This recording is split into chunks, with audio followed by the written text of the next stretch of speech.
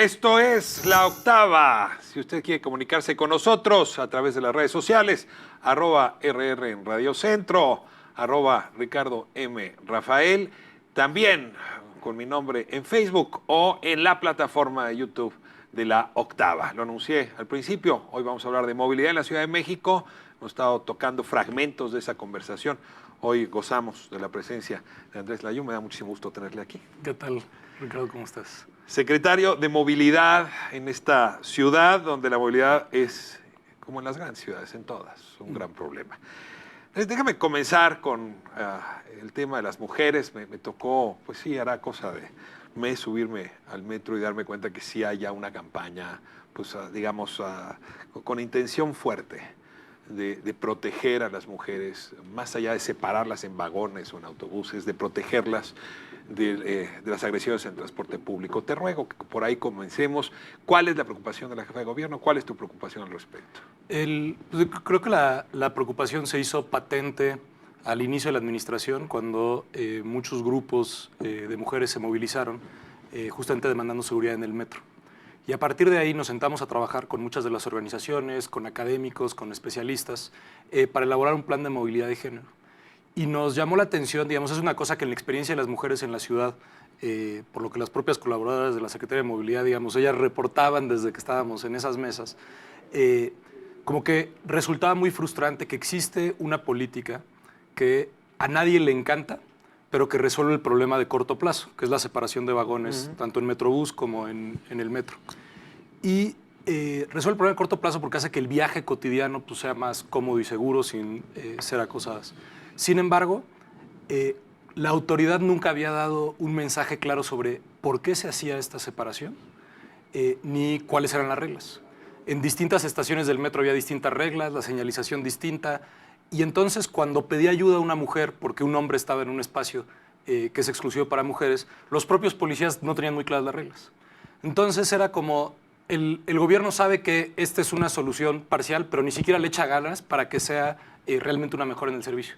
Entonces, a partir de ahí salieron de esas reuniones y de ese plan de género y movilidad, salieron muchos temas, pero este que nos pareció que atendía la demanda más directa, cotidiana, pues tiene que ver con señalizar y dejar claro. Porque lo que no podemos asumir es que en una ciudad con millones de personas, millones de viajes, todos somos muy distintos, todos tenemos orígenes muy distintos. No podemos asumir que tenemos la misma información y que conocemos las mismas reglas, a menos de que las reglas sean explícitas. Entonces lo que hace la señalización es decir la regla muy clara. Aquí solo se suben mujeres, es todos los días, y no se pueden subir hombres, aunque sea su pareja, aunque sea su abuelito, etc. Niños sí.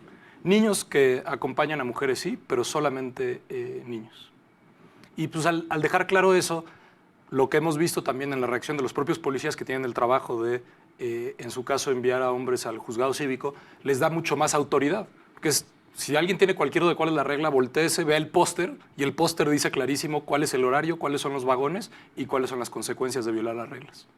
Ahora, las mujeres pueden tener esta opción de caminar hasta delante en la estación y subirse, pero esto quería decir que quedan desprotegidas cuando no se suben a esos vagones, digamos, separados. O sea, ¿cuál es la política para el otro caso? Si vas con tu pareja, vas con tu padre, vas con tu hermano, pues sí tratas de quedarte en el vagón. Creo que la percepción de inseguridad, digamos, quien mejor evalúa su condición de inseguridad son las mujeres. Ellas son las que perciben cosas que muchas veces los hombres verdaderamente estamos en la luna sobre qué quiere decir ser mujer en esta ciudad. Y al tener la opción, lo que estamos diciendo, en el momento que sientas que estás en una situación de riesgo, te sientes insegura o incómoda, siempre vas a tener esta alternativa donde te podemos garantizar que no hayan hombres. En el resto sí es difícil garantizarlo. En el resto, que digamos, tienes cámaras, tienes seguridad, tienes personal del metro. Ahí la política de protección a las mujeres, ¿cuál está haciendo? Tenemos una política que no solo es la de vagones exclusivos, también se implementó y se extendió la red de denuncia, sobre todo en transporte público. La acción de la policía ha cambiado de forma radical en metro y en metrobús. De hecho, tenemos una reducción a casi la mitad de todos los delitos cometidos en el metro. Entonces, tenemos una política de seguridad más amplia. que incluye evidentemente la violencia sexual contra las mujeres. Pero insisto, creo que mantener la opción es lo que garantiza que si alguien se siente en riesgo pueda ir más cómodo.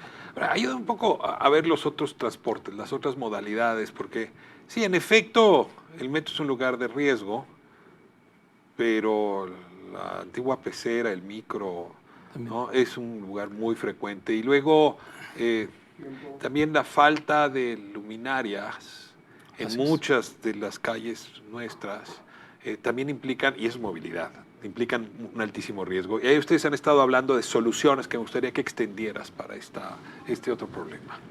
Una cosa que me gustaría agregar del metro y Metrobús, también tenemos identificado que hay más eventos de acoso y violencia sexual contra mujeres cuando tenemos grandes aglomeraciones. Conforme mejora la operación, y lo tenemos medido en el caso de la línea 2, donde las vueltas completas que hace cada tren se ha incrementado, se reducen los eventos de acoso. Lo mismo sucede. O sea, los abusadores aprovechan la Y también marabunta. otro tipo de delitos, es decir, las aglomeraciones efectivamente se vuelven un lugar donde es más difícil percibir que alguien va a cometer un delito y más difícil detectar una vez que ya lo cometió. Entonces, por eso como que se presta ciertas oportunidades. No es suficiente, pero es una cosa que también está cambiando.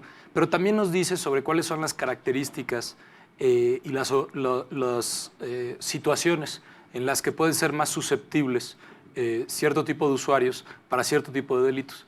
En el caso de, por ejemplo, los autobuses de RTP, también tenemos incidentes de acoso y violencia sexual de mujeres, pero se reportan menores incidentes.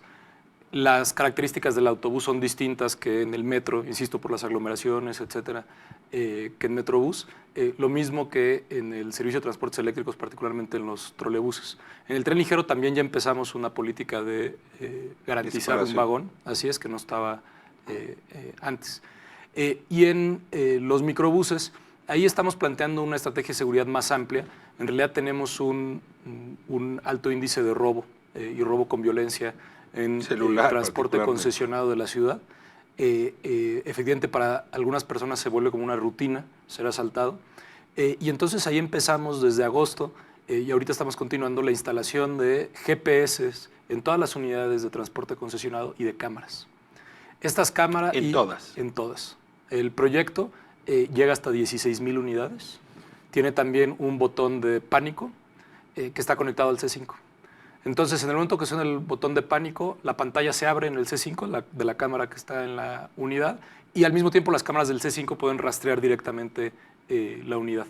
Entonces, también creemos que todos los tipos de delitos que suceden en el transporte concesionado pueden ser atendidos de mejor manera. Ahorita tenemos alrededor de 1,400 unidades ya con GPS y diario estamos haciendo la instalación de los GPS. Detienes recientemente el trágico episodio de Karen. Trágico porque acabó, yo diría, incluso jugando en contra de la presunta víctima. Me sorprendió tanto el tratamiento que le dieron algunos medios a ese caso, pero en realidad de lo que nos habla es de la preocupación que hay en el imaginario, pero quizá también la realidad, que el taxi puede ser peligroso para la mujer. Yo te pregunto, a ver, regresando al caso de Karen, ¿qué tan peligrosos son hoy los taxis? Porque además fueron peligrosísimos para las mujeres. Hoy en el Valle de México, porque no puedo restringir a la Ciudad de México, ¿qué tan peligrosos son? Y ahí, nuevamente, ¿qué medidas hay? Ahí, efectivamente, también digamos, tenemos una preocupación sobre la seguridad de las personas en los taxis. Y quiero un poco lo que te decía, como la situación de las grandes aglomeraciones en el metro facilitan cierto tipo de delitos o abren la oportunidad de cierto tipo de delitos. En el caso del taxi también. Y creo que aquí dos perspectivas valen la pena. Una es la del usuario y otra es la del taxista. El taxi es una de las pocas situaciones en donde te metes a un lugar cerrado, diría casi íntimo, con un desconocido. Los taxistas tienen que escoger a quién suben, pensando que pueden ser asaltados como taxistas, ¿no? Porque traen dinero en efectivo, etcétera. Y los usuarios tienen que escoger a dónde se suben porque están en riesgo de o potencialmente pueden ser asaltados o sufrir Tienes más ventaja cuando vas conduciendo el carro que cuando te vas a subir, ¿no? Cuando te vas a subir, la información que tienes es menor. Creo que le acabas de dar la clave. Nosotros lo que estamos haciendo ahí es, primero que nada, mejorar la información, tanto para los conductores como para los usuarios. Por eso hicimos el registro de operadores de transporte público. Es un registro que no existía. Lo que tenía la Secretaría de Movilidad era dos cosas. Tenía una base de datos de las licencias de taxistas y una base de datos de placas de taxi. Pero no sabíamos qué taxista estaba en qué taxi. Entonces empezamos el programa hace unos cuantos meses, justamente porque teníamos reportes de incidentes de ataques violentos de distintas características. ¿Sí hay un alto índice de reportes? Frente al total de viajes no es tan alto, es decir... Frente al total de viajes, de taxis. actos violentos en la ciudad. ¿Qué porcentaje viene del taxi? Ahorita no tengo el dato a la mano, pero no es de los lugares donde tenemos más delitos. Es un lugar donde un delito, insisto, como estás en esta situación un poco que te sientes en desventaja, evidentemente puede ser muy grave el delito y por eso nos preocupa mucho y nos ocupa. Entonces el registro de operadores lo que hace es que permitió asociar al conductor con la placa del vehículo. Y esto tiene dos funciones. La primera y más evidente es que en caso de que haya un incidente de seguridad pública, la Secretaría de Seguridad Pública, digamos, tiene acceso en el momento que nos solicite o la Procuraduría General de Justicia información. Nosotros les podemos compartir la información de quién es el taxista asociado a ese vehículo, pero también lanzamos la aplicación de la ciudad Mi Taxi. En esa aplicación tú pones la placa del taxi y lo que te aparece es la foto del conductor. Y si el conductor no es el que te aparece, no te subas. No te subas. Entonces, queremos mejorar la información para las autoridades para que puedan actuar, pero también para los usuarios. Y justamente cuando decíamos, bueno, el usuario tiene que escoger dónde se sube, si le da miedo o no le da miedo, el conductor escoge a quién se sube, etcétera. Nosotros lo que estamos haciendo es proveer la información al usuario. ¿Qué información hay en la aplicación? Pones la placa del taxi y te aparece el nombre o nombres de los conductores. Hay taxis que los conduce más de una persona. Claro. Puedes elegir subirte o no. Puedes que decidas elegirte uno que no tiene la foto. Esa es tu elección, pero ya tenemos más de 70,000 conductores registrados. Entonces, diría que la mayoría sí encuentras la foto. Después de eso también dice si el taxi ya cumplió con su revista. ¿Por qué es importante lo de la revista más allá del trámite que implica para los taxistas frente a la CEMOVI? La revista nos permite verificar que el auto tenga sus papeles en orden, incluyendo la póliza de seguro. Pero sobre todo los taxistas que cumplen regularmente con la revista, lo que te dice es que es un taxi que está en orden, claro, que el concesionario y el conductor se toman en serio el trabajo. Déjame irme a corte. De vuelta aquí a hablar pues de estas épocas donde la movilidad en la ciudad está prácticamente parada. A ver cómo están pensando el futuro de una ciudad que sobre todo en épocas de abarrote como estas es insoportable. Vamos a corte. Estamos en La Octava. Regresamos un momento.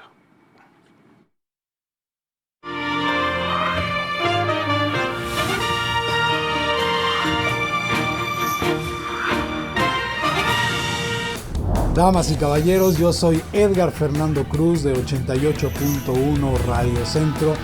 Estás viendo La Octava. Gerardo Fernández Noroña. La gente de la derecha dice, dictador, hizo fraude. No es así. Él llevaba 13 años en el gobierno, siempre respaldado por su pueblo. Evo ya no está en la presidencia y desde ayer están matando a bolivianos, bolivianas, reprimiendo al pueblo. Es una rabia racista, clasista, feroz, infame, que debería erradicarse en pleno siglo XXI y que lamentablemente no es así. No toleran que un hijo del pueblo haya llegado a la presidencia. Yo digo, lo grave no es que haya un golpe de Estado, lo grave es que haya gente que lo celebre. Sin pelos en la lengua, éntrale sin miedo. De lunes a viernes, en punto de las 20 horas. La Octava. Gracias a tu aportación es posible su rehabilitación con la más alta tecnología.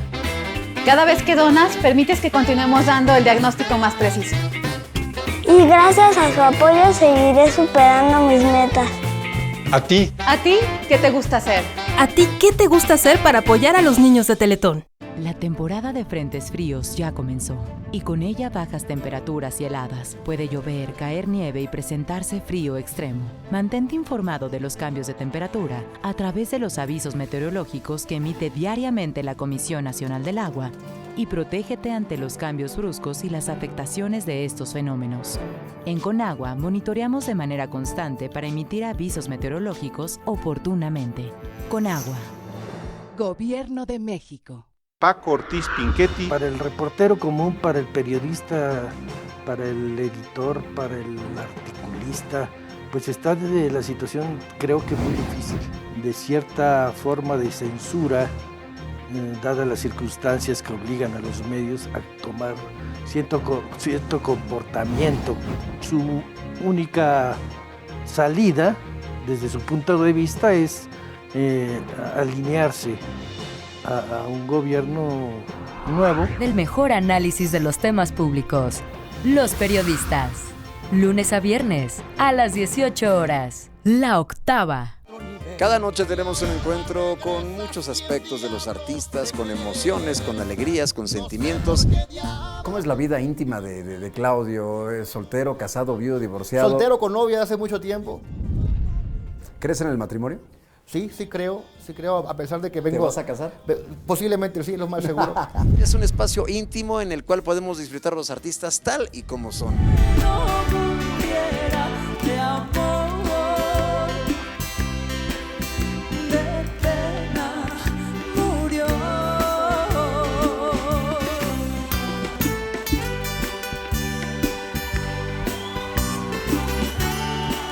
Toda una puesta en escena en un ambiente íntimo solo para ustedes en las noches de Bohemia. Te pude decir cuánto te amo.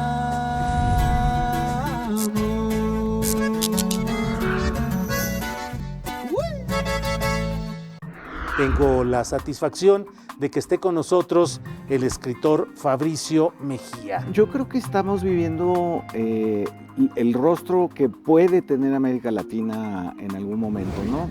Creo que lo que está pasando es que esa ciudadanización de la democracia está enviando un mensaje a las élites políticas clarísimo.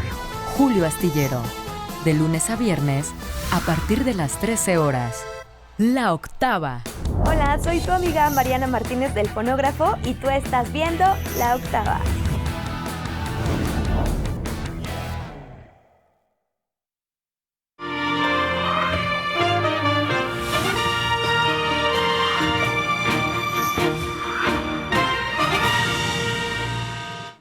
Estamos de vuelta, esto es La Octava, soy Ricardo Rafael y le tengo noticia de última hora. Por 60 votos a favor y 1 en contra, el Congreso de la Ciudad de México confirmó a Ernestina Godoy como la primera fiscal general de justicia capitalina. Y bueno, pues estamos hablando de la ciudad donde se albergan los poderes, la Ciudad de México, con Andrés Layú. Él tiene la cartera de movilidad y bromea un poco que justo en estas épocas hacia la Navidad la movilidad casi se reduce a cero en esta ciudad. Exagera un poco, pero sí son los momentos más insoportables y cuando nos damos cuenta, pues que cosas que tuvimos que haber hecho, Andrés, hace 20, hace 40 años, no las hicimos.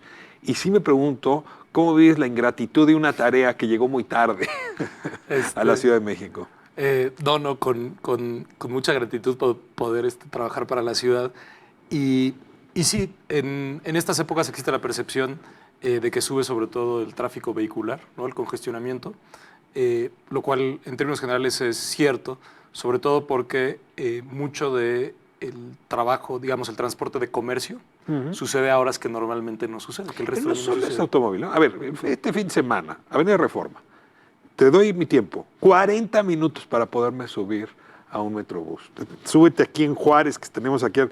Ya a la hora que te subas es imposible atravesar la estación. Si realmente el caos no es solo de los vehículos, ¿no? Uno le escapa al vehículo ahorita. Sí, tenemos, digamos, alta demanda en todo, sobre todo martes, miércoles y jueves son los peores días. Normalmente lunes y viernes son un poco más calmados. En todos los casos estamos, lo que tiene que ver con RTP, Servicio de Transportes Eléctricos, Metrobús y el metro, estamos ampliando sus capacidades de distintas formas. En el caso de Metrobús estamos ampliando la línea 5, se cambió el trayecto para que llegue hasta Xochimilco. También vamos a ampliar la línea 3, que es el último tramo de Cuauhtémoc, donde se terminaba en Etiopía.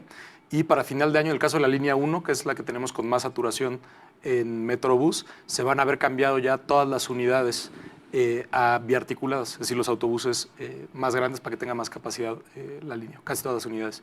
En el caso de RTP, justo el día de hoy, entraron en operación 30 nuevas unidades Euro 6, que es la tecnología más moderna en términos de emisión de contaminantes, que se suman a las 70 que ya estaban circulando, y el 20 de diciembre tenemos la llegada de otras 70, para cumplir con el objetivo de 200 unidades nuevas en RTP. En el caso del metro, y una cosa que vale la pena agregar, en el caso de RTP, del metro y del Servicio de Transportes Eléctricos, cuando nosotros llegamos, muchas unidades estaban detenidas por falta de mantenimiento, y mantenimiento menor. Un parabrisas roto, no tenía la batería, había que moverla de una bodega a otra y nadie la había movido, etc. Eso nos permitió en RTP poner en circulación más de 100 unidades que no estaban circulando. En el metro, 20 trenes que estaban fuera de operación, y en transportes eléctricos alrededor de 20 trolebuses. En transportes eléctricos también ya están circulando 40 nuevos trolebuses. Para finales, para el 15 de diciembre, finales de esta semana, tenemos otros 23, que son los 63 trolebuses que se van a incorporar al eje central para cubrir todo ese trayecto. Ahora, ¿por qué enfatizo que es eje central? Porque ahorita que te decía que se está expandiendo la línea 5 de Metrobús, la línea 3 de Metrobús, el eje central, y el proyecto de modernización del metro, los 50 años del metro, incluye la rehabilitación de los trenes que operan en la línea 3 del metro. Es porque tenemos una muy alta demanda en el trayecto, sobre todo en las mañanas, durante todo el año, que es sur, centro, norte y norte, centro, sur. Es decir, todos sabemos que si empiezas en Indios Verdes a las 7 de la mañana va saturado el transporte público hasta llegar a la zona central, o si empiezas en la zona de CEU, va a saturar el transporte público hasta llegar a la zona central. Por eso estamos ampliando la capacidad en este trayecto sur-norte, y justamente mejorar la frecuencia de eje central contribuye de forma sustantiva a eso, así como la línea 5 de Metrobús y la línea 3 de Metrobús. ¿Están utilizando inteligencia para calcular las horas pico, el número de vagones que tendría que haber? Porque hoy tienes una enorme cantidad de data que podría perfectamente indicarte dónde tienes que subir la frecuencia, dónde tienes que subir el volumen, dónde vale la pena reducirlo. Justamente, y de hecho, tenemos dos fuentes de información que usamos mucho, evidentemente, las encuestas origen-destino. En el caso del transporte público que ya tiene tarjeta, nos permite saber dónde suceden las aglomeraciones, a qué hora, con mucha precisión, y justamente cuáles son los trayectos que tenemos que cubrir. ¿Y la data de los celulares?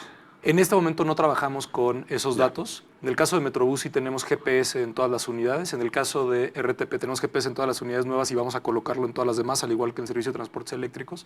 Y de hecho, el programa de GPS es para el transporte concesionado. Es un programa que tiene que ver con seguridad pública, pero también con planeación del transporte.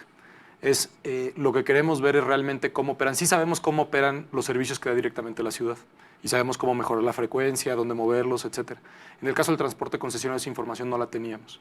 Justamente al instalar los GPS, lo que podemos saber es cómo tenemos una operación más eficiente, porque para el concesionario individual es difícil saber qué es lo más eficiente. Entonces, en ese sentido, la información nos va a servir mucho. ¿Hay cultura en los concesionarios para aceptar como estas nuevas maneras de medir frecuencia y volumen? Mira, déjame ponértela. En Metrobús de Insurgentes, pues yo creo que a los 3 años que empezó a funcionar, era evidente que se necesitaba mayor capacidad.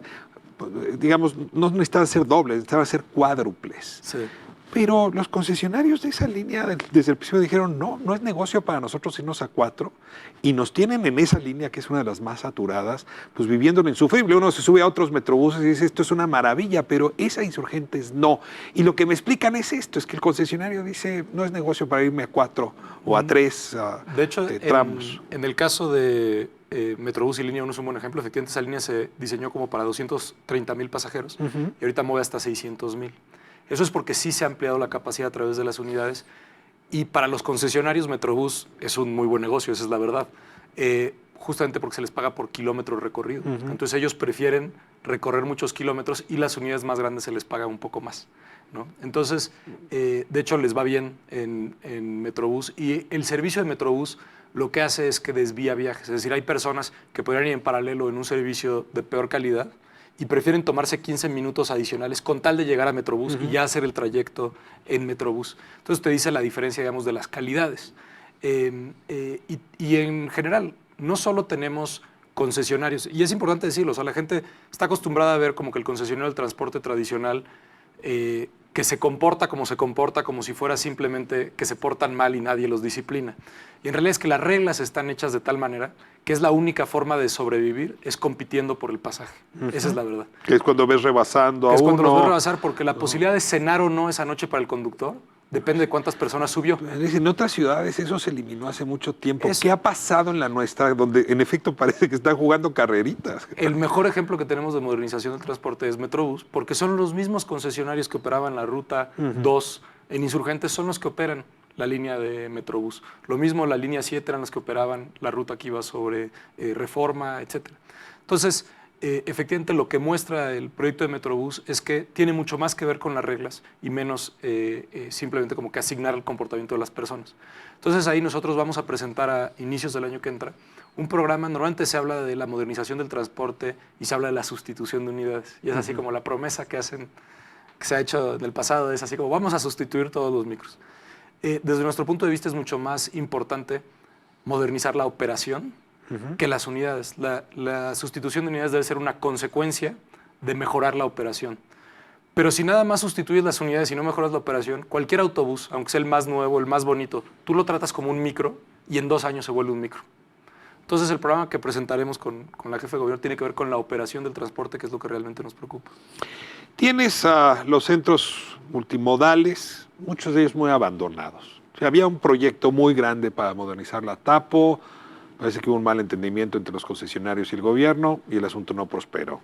Tacubaya, Observatorio, no les toca a ustedes, pero 4 Caminos. Es decir, son lugares bastante peligrosos y tierra de nadie. Es decir, nadie se ha hecho cargo desde el punto de vista de la seguridad, pero tampoco del embellecimiento y tampoco de la circulación, la movilidad. Y ahí no he encontrado yo todavía un proyecto de renovación. ¿Qué traen pensado ahí? Preguntabas cosas de seguridad que tienen que ver con los CETRAMS.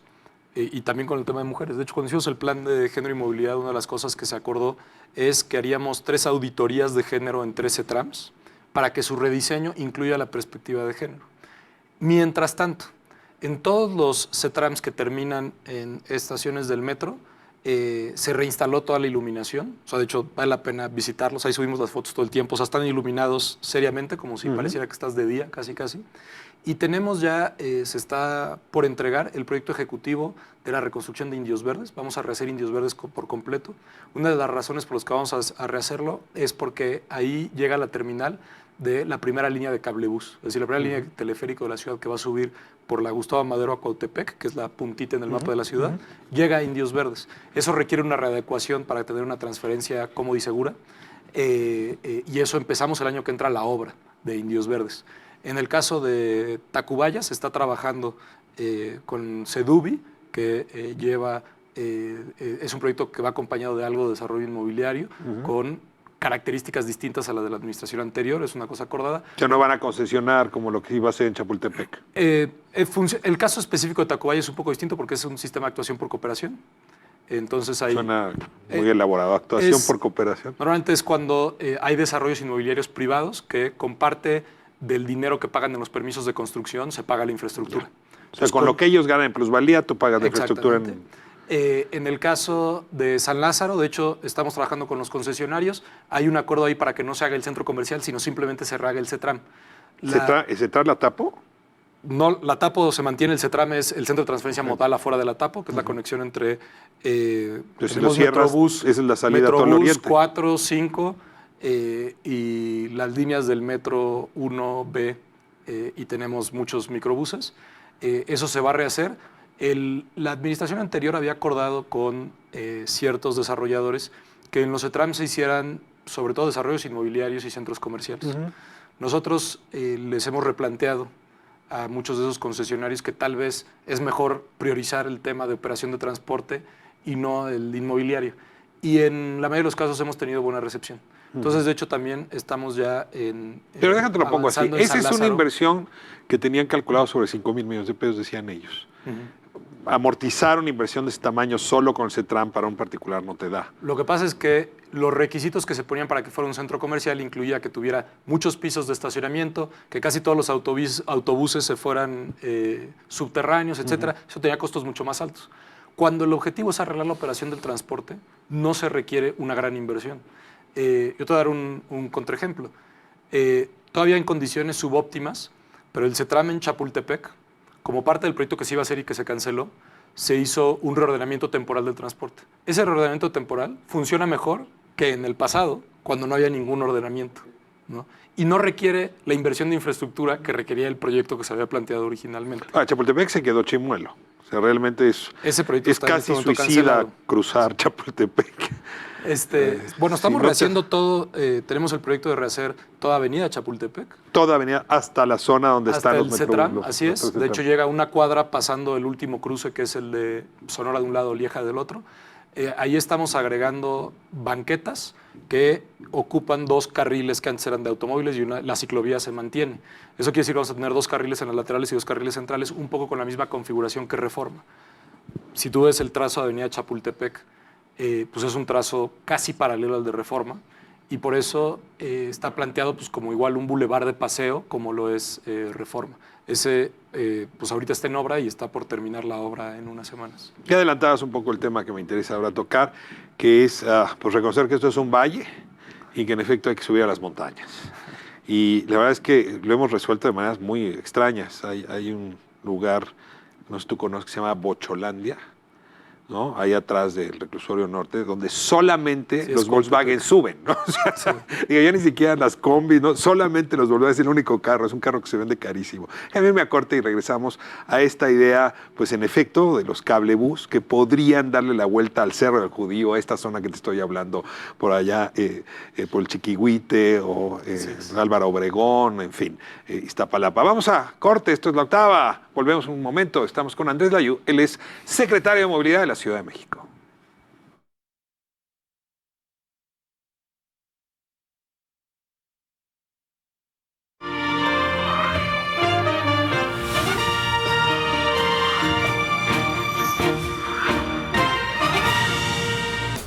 Soy el doctor Eric Mendoza Carrillo de Centro Médico por Su Salud y estás viendo La Octava. Los periodistas. No podía apropiarse de 3 años. Es peligrosísimo para una democracia lo que el señor Bonilla hizo. Claramente se trata de una reforma inconstitucional. Hay que recordar que Bonilla se presentó a las elecciones del 2 de junio para un mandato de 2 años, en lugar de los 6 habituales, debido a una reforma electoral que pretende homogeneizar todos los procesos electorales del país. La última palabra la tiene la Suprema Corte de Justicia de la Nación. Del mejor análisis de los temas públicos. Los periodistas. Lunes a viernes, a las 18 horas. La Octava. Tenemos la presencia de Rosario Piedra Ibarra, presidenta de la Comisión Nacional de Derechos Humanos. Yo voy a revisar todas las quejas, lo que se tenga que revisar, provengan de cualquier gobierno. Nosotros no vamos a actuar como actuaron los sistemas anteriores, de que nos escarbe por ahí quién ha violentado los derechos, quiénes no.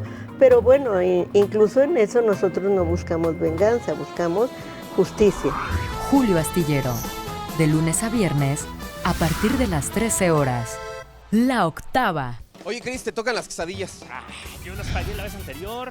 Es que no traigo lana, todavía no es quincena. Pues sí, efectivamente, ya se acabó toda la lana. Oye, ¿y si invitamos a un famoso y le gorreamos las quesadillas? Pues de una vez, ¿no? Luego. Qué linda está la mañana y en que vengo a saludarte.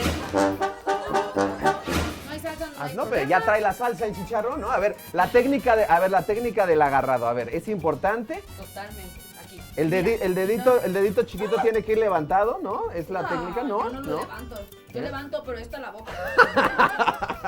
Y ahí está el preparado. Ay, miren nomás. Oye, aplauso a Techi que lo hizo sensacional. ¡Qué bárbara! Ay, se va a poner esto muy romántico, así que no se lo pierdan, obviamente, por La Octava. Claro, ahí los esperamos, Alex Aguilar y Cristian Rodríguez. ¡Somos Gorrones! Alejandro Rojas Díaz Durán. Hay abusos del outsourcing. Muchos no cotizaban o no cotizan al Seguro Social ni al Infonavit, y el trabajador finalmente es el que paga porque lo echan del trabajo. Primero, que los trabajadores que están por outsourcing se beneficien de trabajar en ese esquema laboral y tengan prestaciones. Segundo, que las empresas alivien su carga con beneficios fiscales y que también les permita a ellos no desmantelar sus áreas de recursos humanos. Sin pelos en la lengua. Éntrale sin miedo. De lunes a viernes, en punto de las 20 horas. La Octava.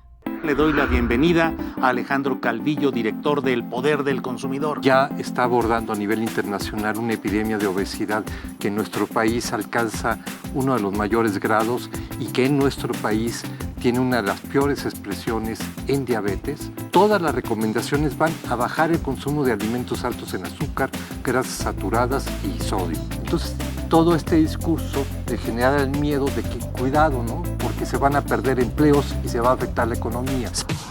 La Octava Luna, a través del 8.1 de su televisión, de lunes a viernes, en punto de las 22 horas.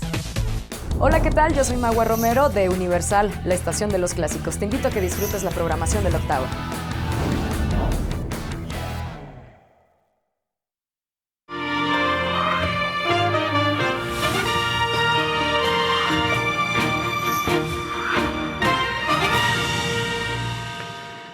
Pues en efecto, solo una cosa nos apasiona más que nuestra propia casa y es la ciudad donde vivimos, que muchas de las veces hablamos de ella como fuera la casa. Así es que las políticas que ocurren, y en este sentido estamos hablando de la de movilidad, nos es muy próxima al corazón, Andrés, ¿no? Todos tenemos una opinión, todos somos expertos en movilidad. Todos somos ingenieros de tránsito. Sí, hombre, pues hombre, es que pasas tantas horas viendo pasar el transporte que en fin. Pero a ver, traigo dos preguntas antes de proceder a leerte algunos de los comentarios que ha hecho la audiencia. A ver, el primero tiene que ver con esta idea de que vivimos en un valle y que subir a ciertas zonas de la ciudad siempre es muy complicado. Necesitas mucha fuerza física o algunos vehículos tan raros, como te decía, en el caso de Bocholandia, allá atrás del reclusorio norte, vehículos rarísimos que son los únicos que te llevan a tu casa. ¿Cómo están pensando resolver con esto del cablebús? Entonces, justo los teleféricos, digamos, cuando construyes infraestructura de transporte, normalmente tienes tres opciones. O vas por la calle, o vas por abajo de la calle, o vas por arriba de la calle. Normalmente ir por abajo de la calle o por arriba de la calle te permite librar obstáculos muy evidentes. Unos pueden ser la propia forma urbana o obstáculos orográficos como pueden ser montañas y demás. En el caso de la línea 1 que se está construyendo en Cuautepec, justamente donde están muchos de los bochos que mencionas, lo que tenemos es una zona muy escarpada en el mero borde de la ciudad, pero que es una cañada. Al ser una cañada, el trazo urbano parece, digamos, como afluente, son afluentes con un río central, ¿no? Entonces hay una avenida central por donde hoy sube todo el transporte público, suben todos los coches, sube todo el mundo, están los mercados, etc. Eso hace muy difícil tener un sistema de transporte eficiente al nivel de la calle. Por esa razón decidimos construir una línea, la primera línea de teleféricos de la ciudad, que va de Indios Verdes hasta casi el final de Cuautepec, es decir, donde ya empiezas a ver otra vez bosquecito, y tiene una antena que sube hacia el cerro del Chiquihuite, hacia una zona que se llama Tlalpesco.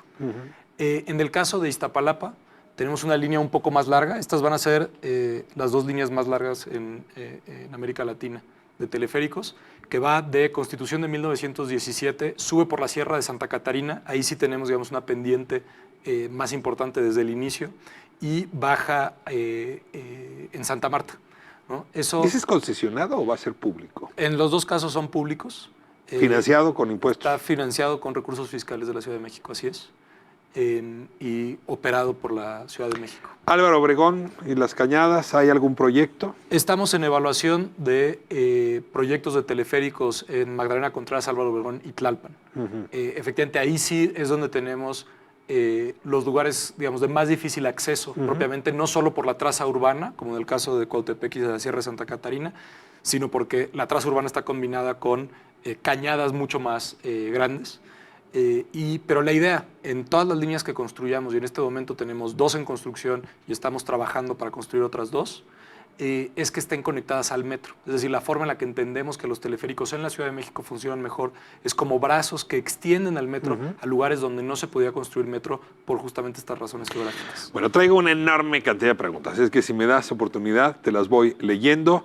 Dice Juan Meneses, ¿y las escaleras del metro? Hay personas mayores que tienen que subir pirámides a diario.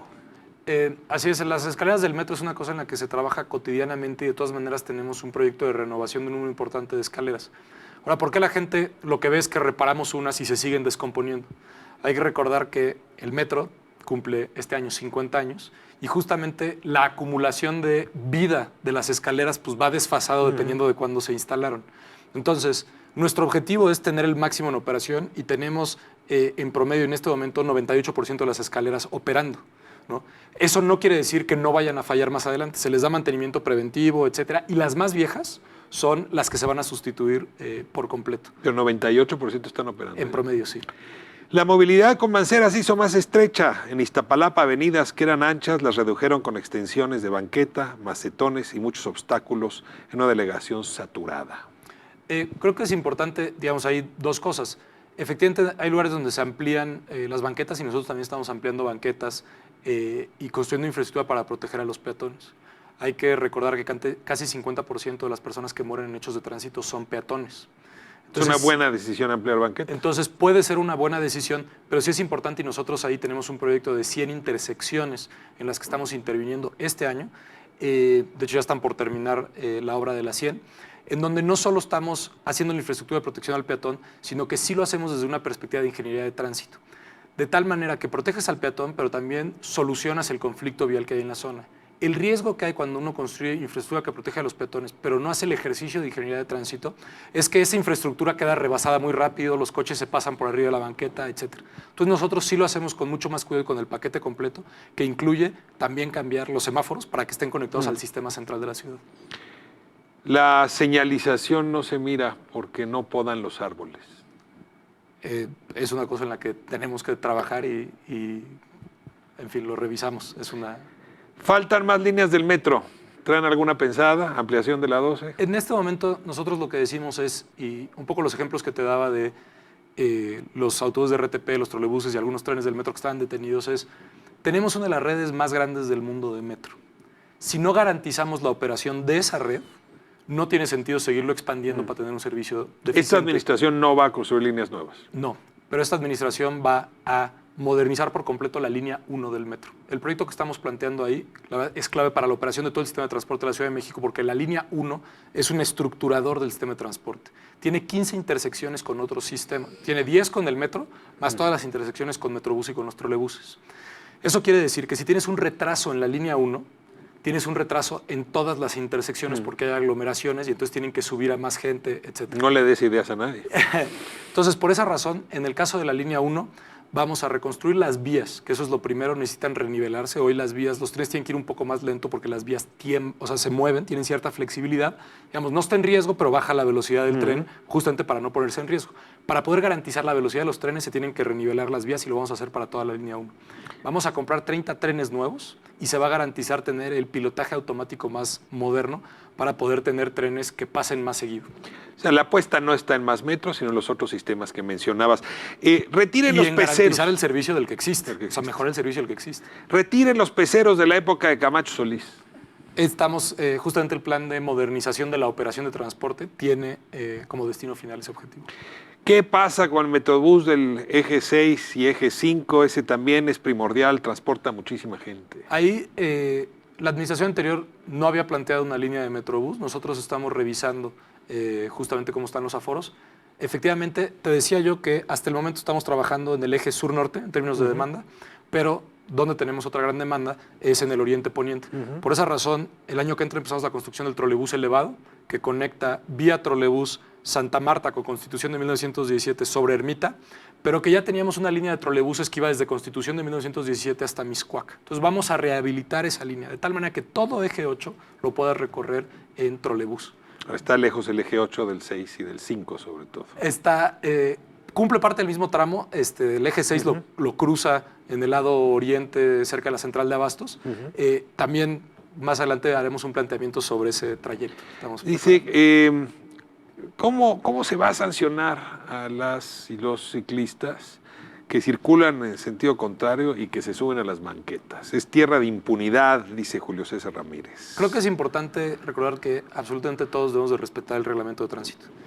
Y lo digo no solo porque es el reglamento de tránsito, no es nada más respetar las reglas, sino es porque el reglamento de tránsito es un muy buen ejemplo de reglas que tienen una consecuencia práctica. Si uno va en bicicleta en sentido contrario, es más fácil que atropelles un peatón porque no va volteando hacia ese lado. Es más probable que si un coche da la vuelta no te vea porque volteó para el otro lado. Entonces te pones en riesgo a ti y pones en riesgo a otros. Ahora pasa lo mismo con los automóviles y de hecho en términos de seguridad, ahorita tenemos de seguridad vial, tenemos un énfasis particular en 3 cosas. La primera es, tenemos más muertos en incidentes viales en la noche, en la madrugada y sobre todo en los fines de semana. Es decir, hay los viernes a partir de las 3 de la tarde, vemos cómo empiezan a incrementar los hechos de tránsito y suceden las muertes. ¿Alcohol o flujo? Muchas de estas están vinculadas al alcohol. ¿Cuáles son las 2 razones principales por las cuales en automóvil tenemos hechos de tránsito? Por exceso de velocidad es la principal, entonces por eso en las noches y en la madrugada tenemos más incidentes, y alcohol es la otra. Ahora, también nos preocupa en particular las motocicletas. Las motocicletas representan alrededor de 4% de los viajes de la Ciudad de México, pero 20% de las personas que mueren en incidentes viales. A favor de los tobillos de los habitantes de esta ciudad. Hay árboles cuyas raíces han hecho pedazos, no solo las banquetas, sino también las calles y el asfalto. Y nadie los poda, regreso al mismo tema, lo cual hace que las raíces siguen creciendo y nos destruyen la posibilidad. Y olvídate de una silla de ruedas, de una carriola, insisto, de los tobillos, incluso los transeúntes.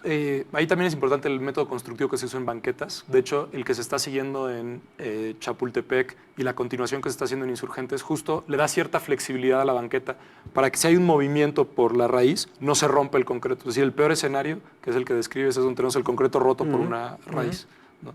Entonces, en este momento se están usando métodos constructivos que permiten cierta flexibilidad. En los nuevos lugares, pero es que traes a toda la ciudad igual. Es también de época de Echeverría, esa siembra indiscriminada que no calculó lo que iba a ocurrir con los banquetes. De árboles. Sí. Es una buena noticia tener muchos árboles en la ciudad. Reconozco que se necesita mejorar la infraestructura peatonal. Sigue aquí, tenemos muchísimas. Tacuba es un nido de asesinos y asaltantes. Tacuba. ¿Le hablamos a García Harfuch o a ti? Ahí en términos de transporte, vale la pena recordar, México-Tacuba es uno de los 11 corredores que determinó la jefa de gobierno para la promoción de cierta regeneración urbana, y se está planteando ahí que las construcciones como parte de la regeneración urbana no tengan cajones de estacionamiento, justamente porque tenemos, en el caso de la México-Tacuba, tenemos ciclovía y tenemos una línea de metro que básicamente baja por sobre ese trazo. Cierro con la última, ya se me acabó el tiempo, que no las preguntas. Dice aquí, ¿por qué no cierran los paraderos? Por ejemplo, Insurgentes y Avenida del Imán hacen un desastre día y noche. Pues no los cerramos porque es donde la gente transfiere y son claves para el transporte público. Efectivamente, lo que se requiere es un ordenamiento. Y eso, los ejemplos que te está dando los ETRAMS en los que estamos trabajando, es para que haya un mejor ordenamiento con mejoras en infraestructura. En el caso de Avenida del Imán, se está trabajando con Ciudad Universitaria. Justamente tienen mucho interés en que opere mejor porque es la entrada de muchísimos estudiantes. Última pregunta, Andrés. ¿Cómo acabas el día y te sobra aliento o no traes la lengua de fuera? Es una inmensidad de tareas.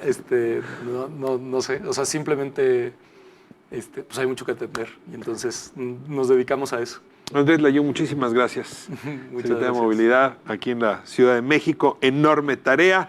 Y bueno, pues este es un espacio que justamente le quiere pasar revista a estos temas que son de sociedad, que son fundamentales. Muchísimas gracias por acompañarnos. Muchas gracias a ti, Ricardo, con mucho gusto. Nos vamos a corte, de vuelta, vamos a hablar del tema candente del día. Genaro García Luna, perseguido por el fiscal de Nueva York, Don Ojegui.